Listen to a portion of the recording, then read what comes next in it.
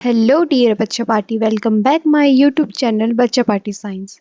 तो बच्चा पार्टी, आज हम पढ़ेंगे एनसीईआरटी क्लास 6 साइंस का 9 chapter motion and measurement of distance. तो इससे पहले हमने 9 चैप्टर क्लियर कर दिया है। आपको डिस्क्रिप्शन में नीचे लिंक दी गई है, एक बार आप उसे चेकआउट कर सकते हो। तो बेसिकली हम इस चैप्टर में मोशन, मेजरमेंट और डिस्टेंस के बारे में पढ़ने जा रहे हैं। सो कम ऑन दी इंट्रोडक्शन। तो जैसे कि आपको पता है, इसमें मेन कैरेक्टर है पहीली और भूजो। तो आज इनकी क्लास चल रही है और इनके साथ इनके बहुत सारे दोस्त हैं। अब इनकी क्या पढ़ रही है, छुट्टियां पढ़ रही है, समर वेकेशन पढ़ने जा रही है। तो अब ये डिस्कस कर रहे हैं कि हम अपने समर वेकेशन में कहाँ कहाँ जाएंगे। तो कुछ जो बच्चे रहते हैं वो विलेज जाते हैं बाय ट्रेन, बस और बुल कार्ट से। और जो अदर स्टूडेंट्स होते हैं वो जाते हैं एरोप्लेन से दूसरी जगह घूमने के लिए। और जो बाकी के बच्चे रहते हैं वो अपनी हॉलीडे अपने अंकल के बोट में मनाते हैं। फिश ट्रिप के लिए जाते हैं तो वो बोट के द्वारा जाते हैं। अब जो टीचर है वो बच्चों को बोलती है कि तुम्हें एक न्यूज़पेपर आर्टिकल पढ़ना है, उसमें मेंशन किया गया है एक आर्टिकल, उसे रीड करना है। जैसे कि वहाँ पे एक आर्टिकल दिया गया है कि मार्स की ज़मीन पे एक स्मॉल व्हील्ड व्हीकल मूव हुआ है और उसमें कुछ एक्सपेरिमेंट किए गए हैं उस मार्स के सॉइल में। तो उस आर्टिकल को पढ़ना है। और जो व्हीकल है वो स्पेसक्राफ्ट के द्वारा गया है उस मार्स में। दूसरी तरफ जो पहेली रहती है वो रीड करती है हमारे इंडिया की पुरानी स्टोरीज। पहले के ज़माने में किस तरह से लोग ट्रैवल करते थे जब उनके पास बड़ी बड़ी व्हीकल्स नहीं होती, जैसे कि प्रेजेंट टाइम में होती थी। तो वो ये स्टोरी रीड करती है। तो आते हैं हम स्टोरी ऑफ ट्रांसपोर्ट में। किस तरह की स्टोरी वो पढ़ रही थी। Long ago, people did not have any means of transport. They used to move only on foot and carry goods on their back. Later on, they began to use animal for transportation.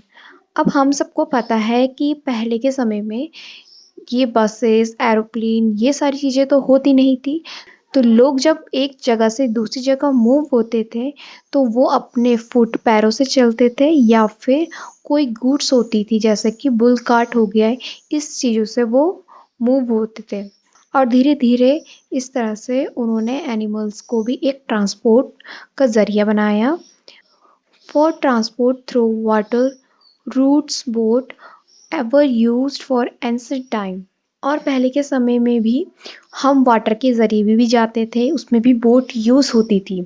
To begin with boat, very simple log of wood in which a hollow cavity could be made. अब हमें पता है कि पहले के time में boat के ज़रिए भी लोग जाते थे। तो उनकी जो बोट रहती थी बहुत ज़्यादा सिंपल रहती थी और जो पूरी बोट रहती थी वो वुड से बनी जाती थी। कुछ कुछ वुड वो खोखले होते थे, खोखले पार्ट से भी बना जाता था। Later people learn to put together different piece of wood and give shape to the boat. धीरे धीरे जब लोग आगे बढ़ने लगे तो लोगों को आइडिया हो गया कि हमें किस तरह से अपनी बोट की शेप देनी चाहिए। तो उन्होंने अच्छे पीस वाले वुड्स लिए और अपने बोट को भी शेप दिया।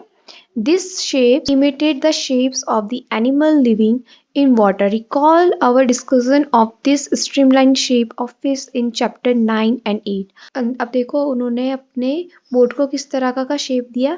एक बार हमने डिस्कस करा था चैप्टर 8 और 9 में कि जो वाटर रहता है उसमें जो फिश रहती है उसके एक स्ट्रीमलाइन बॉडी रहती है।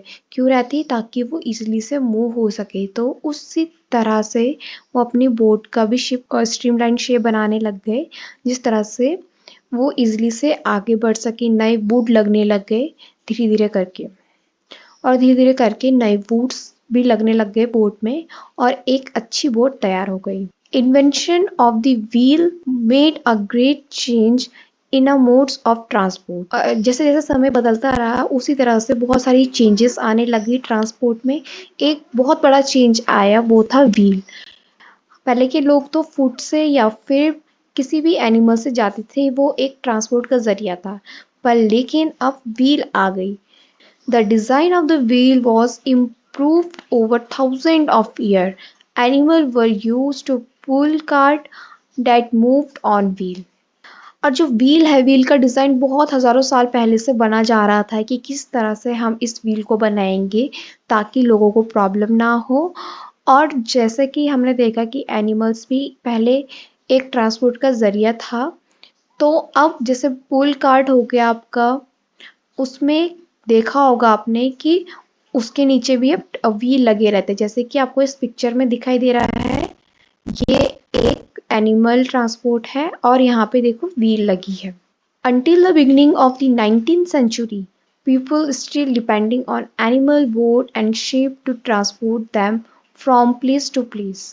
अब 19th सेंचुरी की शुरुआत में भी लोग इसी चीज़ में डिपेंड थे कि भाई हम तो ट्रांसपोर्ट करेंगे एनिमल से, बोट से, शिप से, इसी तरह से हम एक जगह से और दूसरी जगह जाएंगे। The invention of steam engine lead to the development of new mean of transport. और जैसे जैसे इन्वेंशन होते रहे तो एक और इन्वेंशन हुआ, वो था स्टीम इंजन। स्टीम इंजन आने से बहुत कुछ चेंज हो गया था, ये एक और मीन ऑफ ट्रांसपोर्ट बन गया था। Railway roads were made for steam engine driven carriage and wagons. अब हमें पता है कि स्टीम इंजन इन्वेंट हुआ था तो ये यूज़ हुआ रेलवे रोड्स में। रेलवे रोड्स में ये स्टीम इंजन हेल्प करता है ये बड़े बड़े कैरेज को, बगेज को एक जगह से दूसरी जगह ले जाने में। आपने देखा होगा कि जो ट्रेन होती है उसमें बहुत बड़ी बड़ी डिब्बियाँ होती है, तो उसके नीचे एक स्टीम इंजन, वो किसके द्वारा जाती है? वो स्टीम इंजन के द्वारा जाती है। Later come automobiles such as motor car, trucks and buses, motorized boat and ship were used as mean of transport of water. अब जब इतनी बड़ी बड़ी गाड़ियां आने लग गई, स्टीम इंजन आने लग गया, तो अब बारी आती है ऑटोमोबाइल्स की। ऑटोमोबाइल्स हमारे हो गए मोटर कार, ट्रक्स, बसेस, ये सारी चीज़ें हमारे ऑटोमोबाइल्स में आती है। और मोटराइज बोट, शिप्स, ये चीज़ भी ऑटोमोबाइल्स के अंदर आती है। ये जो मोटराइज बोट और शिप है, ये है means of transport of water, मतलब पानी में चलने वाले transport. The early year of 1900 saw the development of aeroplanes. अब धीरे धीरे 1900 के बाद हमने एरोप्लेन में भी चेंजेस देखे, बहुत सारे डेवलपमेंट्स हुए उसमें। These were later improve to carry passenger and goods. और हमने देखा कि जो एरोप्लेन है अब वो क्या करने लग गया है, कैरी करने लग गया है पैसेंजर्स को और गुड्स को। मतलब पहले टाइम में जो प्लेन्स होते थे वो बहुत छोटे होते थे, और अब जो प्लेन्स होते हैं वो बहुत बड़े होते हैं एरोप्लेन्स, उसमें हज़ारों से ज़्यादा लोग जा सकते हैं। उसमें हम गुड्स को, सामानों को भी ले जा सकते हैं एक जगह से दूसरी जगह। और 20वीं सेंचुरी आते आते हमारे सामने बहुत सारी चीज़ें देखने को मिली है, जैसे कि electric train, monorail, supersonic aeroplanes and spacecraft. ये सारी चीज़ें 20वीं सेंचुरी में आ चुकी थी। Figure 10.1 saw some of the different mode of transports. आपको ऊपर डायग्राम दिया गया था, आपने देखा कि फिगर 10.1 में आपको बहुत सारे डिफरेंट मोड ऑफ ट्रांसपोर्ट देखने को मिले हैं। Place them in the correct order from the earliest mode of transport to the most recent. जो आपको ऊपर पिक्चर्स दी गई हैं उनको आप सही ऑर्डर में लगाओगे कि पहले क्या यूज़ होता था और अब के टाइम में क्या यूज़ होता है। Are there any of the early mode of transport that are not in use today?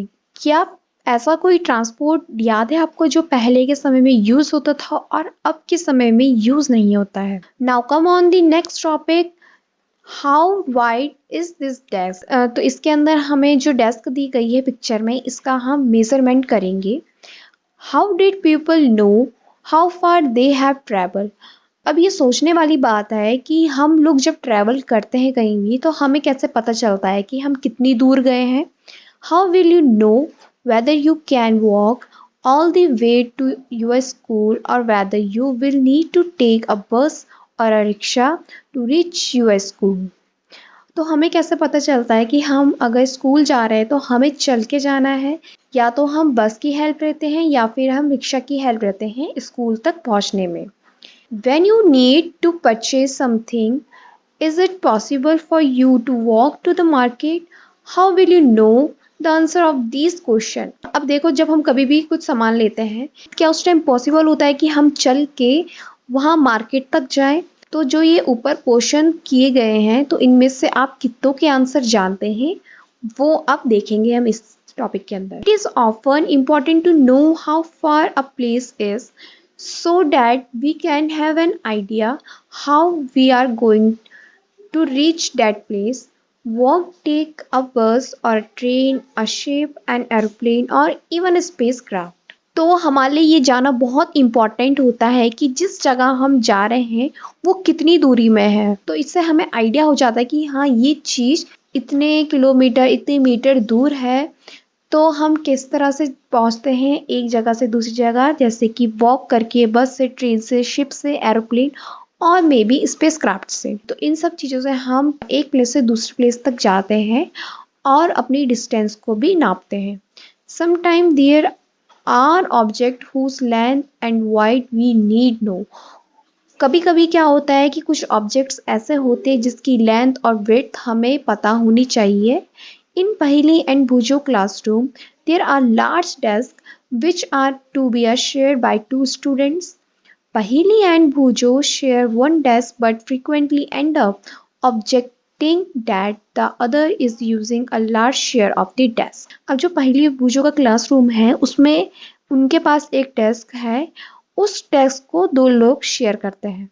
अब जो पहली और भूजो है वो एक डेस्क में बैठे हैं और अचानक से वो बोलते हैं कि नहीं तुम्हारे पास ज़्यादा आ गया, तुम्हारा एरिया ज़्यादा बड़ा है और मेरा एरिया सबसे छोटा है। ऐसे हमें अपने क्लासरूम में तो देखे होंगे एग्जाम्पल, जब हम किसी डेस्क में बैठते हैं तो हमारी सीट में एक या हमारी सीट में दो या तीन लोग बैठते हैं, तो हम यही बोलते हैं ना कि नहीं तेरे पास ज़्यादा एरिया, हम मेरे पास कम है, तो हम नापने लग जाते हैं नहीं तो इतने एरिया में रहेगा। तो वही बात की गई है कि कोई डेस्क है और उसको वो मेज़र करने की कोशिश कर रहे हैं। On the teacher's suggestion they decided to measure the length of the desk, make a mark exactly in the middle of it and draw a line to separate the two halves of desk. अब देखो इतना शोरगुल हो रहा था कि नहीं ये तेरी जगह है, ये मेरी जगह है, इतने में रहेगी, मैं इतने में रहूँगा। अब ऐसे में आ जाती है टीचर। अब टीचर एक सजेशन देती है तो वो बोलती है कि तुम्हारे पास जो डेस्क है उसकी मेजरमेंट कर लो, उसकी लेंथ को मेज़र कर लो कि कितनी लेंथ में है, तो उसको मिडल पार्ट में एक मार्क बना दो और सेपरेट कर दो दोनों में, तो तुम्हारे पास हाफ ऑफ डेस्क बच जाएगी। Both Paheli and Boojho are very fond of playing gilli danda with their friend. Bhujo brought a set of गिल्ली एंड डंडा with him. अब उनकी जब टीचर ने सजेस्ट कर दिया कि तुम इसकी लेंथ को नापो, तो नापने के लिए वो गिल्ली और डंडा लेने गया और गिल्ली और डंडे से उन्होंने मेजर किया। Here is how they try to measure and length of the decks using a डंडा एंड गिल्ली। फिगर 10.2 आपको जैसे कि नीचे फिगर 10.2 दिया गया है, इसमें आप डायग्राम देख रहे हो, ये गिल्ली और डंडा है, तो इससे वो मेजर कर रहे हैं अपनी डेस्क को। The desk seem to be having a length of equal to 2 danda length and 2 length of the gilli. अब उनको इक्वल पार्ट में डिवाइड करने के लिए उन्होंने 2 लेंथ ली डंडा की और 2 लेंथ ली उन्होंने गिल्ली की, जैसे कि आपको नीचे डायग्राम में दिया गया है। Drawing a line in the middle of the desk, leave each of them happy with a half of the desk equal to the डंडा and गिल्ली in length। अब उन्होंने जब मेजर कर दिया तो उन्होंने बीच में एक लाइन खींच दी, इससे वो खुश हो गए, चलो अब तुम्हारे पास और मेरे पास इक्वल एरिया आ गया है। After a few days the mark line get whipped out. और कुछ दिनों में जो मार्क किया था उन्होंने डेस्क में वो मिट जाता है। अब जो भूजा है उसके पास एक नया सेट रहता है गिल्ली और डंडे का। जो पहले वाला सेट रहता है पुराना वो तो खो जाता है, तो वो नया लाता है क्योंकि उसे पता है कभी ना कभी इस मार्क ने तो मिटना ही है।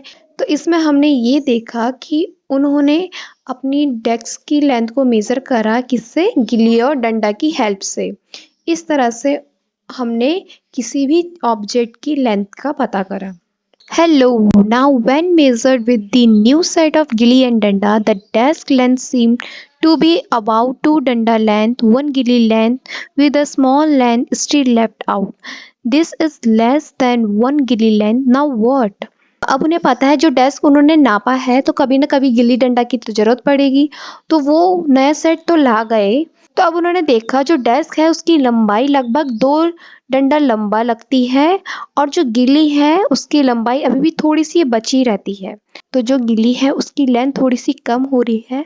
तो अब वो क्या करेंगे? अब वो कैसे मेजर करेंगे अपनी डेस्क को? What would you suggest Paheli and Boojho do measure the length of the whole desk? Can they use a cricket wicket and bales to measure the length, or do you think that this might create the similar problem? अब पहेली भूजो के पास ये तो बहुत बड़ी problem आ गई कि किस तरह से वो अब मेजर करेंगे अपनी डेस्क को। क्या वो क्रिकेट की विकेट से मेजर करेंगे या फिर बेल से? तो या फिर यही प्रॉब्लम अभी भी आती रहेगी। One thing they could do is to take a small length of string and mark to point on it. This will be string length. अब एक काम तो वो कर सकते हैं, वो ये है कि कोई भी उन्होंने एक रस्सी ले लेनी है और उसको मेज़र करना है, उसको मार्क, फिर उसके बाद उसमें मार्क लगा देना है। तो इस तरह से वो कोई भी रस्सी लेंगे और उसकी लेंथ को मेज़र करेंगी। They can measure with the width of the dash in the string length figure 10.4। तो आपको जैसे कि नीचे 10.4 में एक डायग्राम दिया गया है, तो उस तरह से एक रस्सी लेनी है और उसको मेज़र करना है। देखो जैसे कि 10.4 में ये डायग्राम देख रहे हो आप, तो इस तरह से ये काम कर सकते हैं। How can they use the string major distance less than length of a string? तो अब बात आती है वो इस रस्सी का यूज कैसे कर सकते हैं, किस तरह से वो इसकी लेंथ को नाप सकते हैं। They can fold the string and mark it into 1/2, 1/4 and 1/8 string length. तो अगर उन्होंने लेंथ नापनी है सही से, तो एक चीज है, जो वो रस्सी है उसको फोल्ड कर देंगे और उसमें मार्क लगा देंगे। देखो जैसे कि उनकी लेंथ आ रही है 1/2, 1/4, 1/8। ये स्ट्रिंग की लेंथ आ रही है। Now perhaps Pahili and Pujo can measure the exact length of the desk using the string। तो अब जाके उन्होंने किसी रस्सी से जब लेंथ को मेजर करा तो उनका मेजरमेंट सही आ रही है। You would say that they should use the scale in their geometry box and solve their problem. Yes, of course। और अब आप सोचोगे कि यार इतनी मेहनत ये क्यों कर रहे हैं, क्यों इतनी बड़ी रस्सी ला रहे हैं, फिर उसकी लेंथ नाप रहे हैं, वो भी लेंथ देखो कैसे आ रही है। सिंपल है कि हम ज्योमेट्री बॉक्स ला सकते हैं और स्केल से नाप सकते हैं। इससे भी तो प्रॉब्लम सॉल्व हो सकती है। हाँ, इससे भी हो सकती है। तो वो तो बस तुम्हें एक एग्जांपल दिया है कि इस तरह से भी कर सकते हो या फिर इस तरह से भी कर सकते हो। Bujo has been reading about the way people used to measure distance before such standard scale were made, and he has been trying to follow different method of measuring distance। जो भूजो है वो रीडिंग करता है measuring के बारे में, किस तरह से जो लोग हैं वो किसी भी लेंथ को मेजर करते हैं जब उनके पास स्टैंडर्ड स्केल नहीं होती। मतलब अब तो हम किसी भी स्केल से कोई भी मेजरमेंट कर सकते हैं, पर लेकिन वो लोग कैसे मेजर करते थे किसी भी लेंथ को जब उनके पास स्केल नहीं होती थी। तो हमें यहाँ देखने को मिला है कि अलग अलग मेजरिंग होते हैं, अलग अलग मेथड होते हैं कि किस तरह से हम किसी भी डिस्टेंस को मेजर कर सकते हैं। There are so many occasion when we come across a need to measure length and distance. तो बहुत सारी चीज़ें होती है जिस तरह से हम किसी भी लेंथ को, किसी भी डिस्टेंस को मेजर कर सकते हैं। The tailor need to measure the length of the cloth to know if it is enough to stitch a kurta.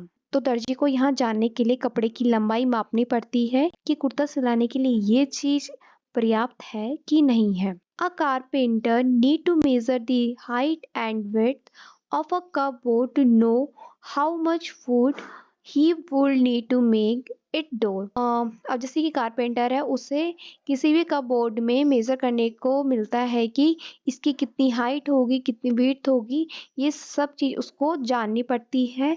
और कितना वुड इसमें लगेगा, कितना वुड इसमें लगेगा, कितना बड़ा ये डोर बनेगा, ये सारी चीज़ें उसे पता होनी चाहिए और वो मेज़र भी करता है।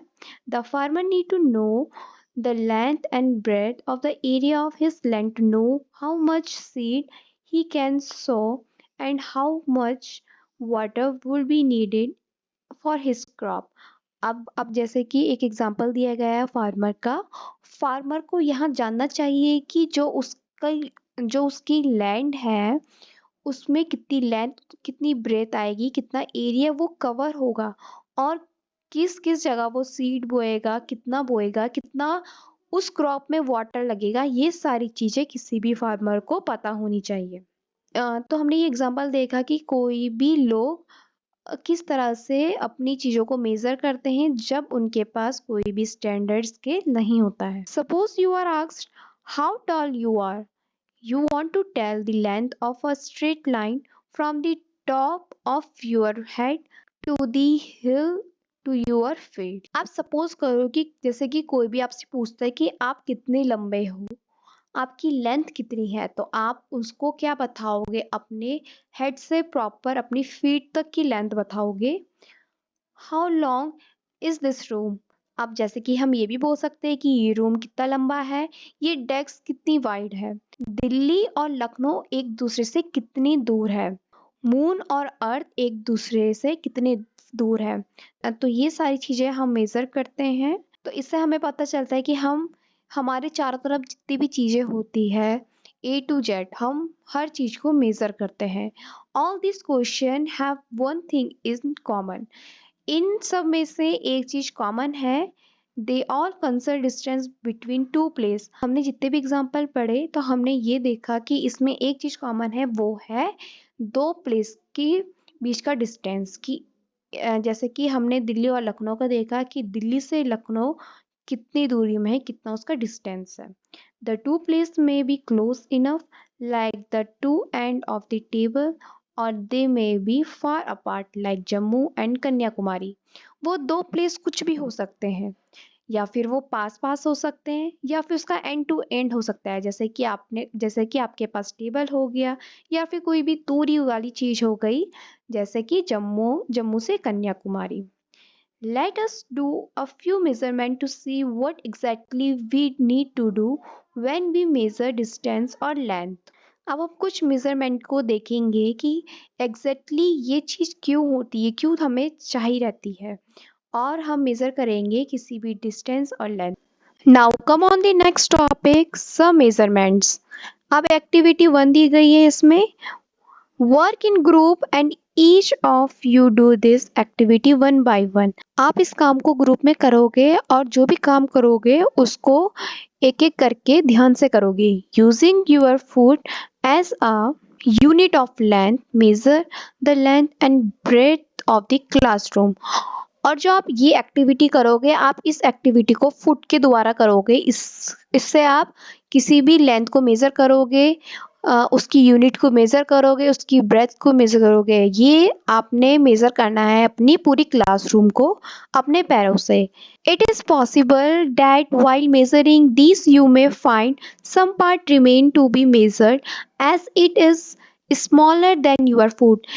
क्या ये पॉसिबल है कि आप जब मेजर कर रहे हो तो कुछ पार्ट ऐसा आपको लग रहा है कि ये मेजर नहीं हुआ है, ये थोड़ा कम मेजर हो रहा है, या फिर आपका जो फुट है वो कम पड़ रहा है इसको मेजर करने में। Use a string to measure the length of a part your foot as you did before. Record your observation in table 10.1। और आप अगर आपको लग रहा है कि आपका फुट कम पड़ रहा है इसको मेजर करने में, तो हमने जैसे कि एग्जांपल लिया था एक स्ट्रिंग का, एक रस्सी का, तो उसी तरह से आप यहाँ पे भी उस चीज को यूज कर सकते हो और अपनी पूरा रिकॉर्ड इस ऑब्जर्वेशन टेबल 10.1 में लिख सकते हो। आपको दिया गया है कि जो मेजर करेगा वो स्टूडेंट का नाम इधर आएगा और क्लासरूम की लेंथ इधर आएगी, क्लासरूम का विड्थ इस तरफ आएगा।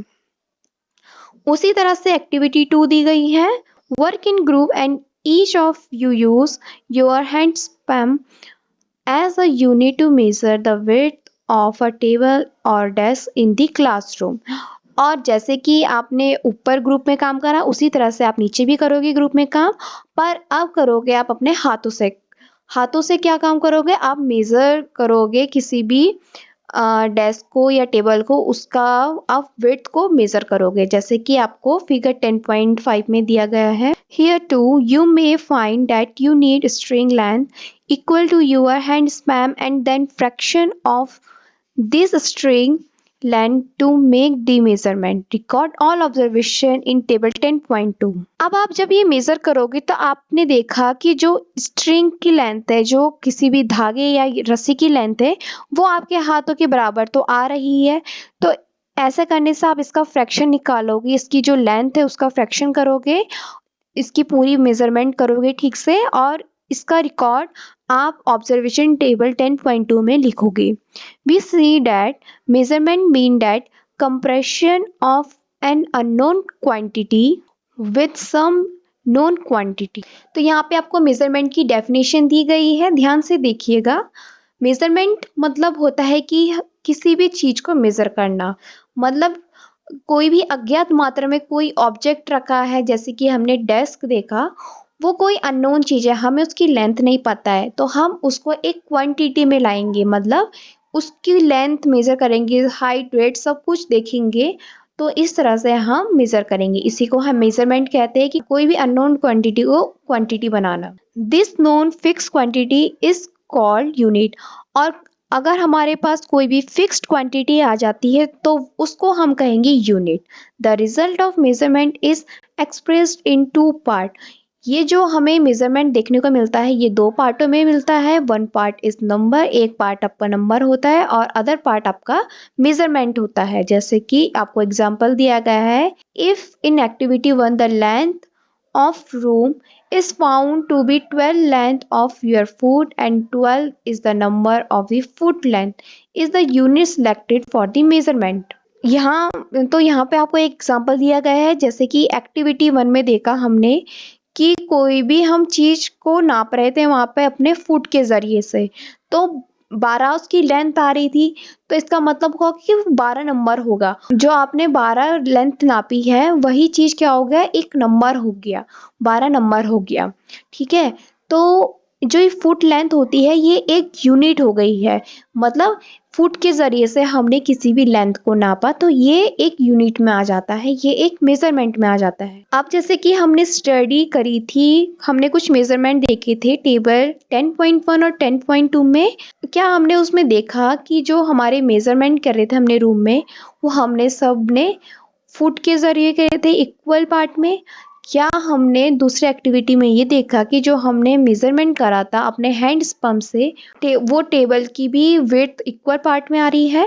Perhaps the result could be different as the length of your hand span and that of your friend's may not be same. आपने देखा कि आपने जो मेजर करा है अपने हैंड से, हैंड स्पैम से आपने जो मेजर करा थी डेस्क, वो आपके मेजर से, आपके दोस्त के मेजरमेंट से थोड़ी डिफरेंट आ रही थी। किसी का हाथ बड़े होते, किसी की छोटे होते, तो वो मेजरमेंट हमें देखने को मिला कि थोड़ी डिफरेंट है। Similarly the length of the food may be slightly different for all the student. तो उसी तरह से जो हमने रूम को नापा था फुट के जरिए से, तो हमें ये भी देखने को मिला कि उसकी लेंथ भी डिफरेंट आ रही थी और स्टूडेंट से। Therefore when you tell your measurement using your hand span or length of foot as unit to other, they will not be able to understand how big the actual length is unless they know the length of your hand span or foot।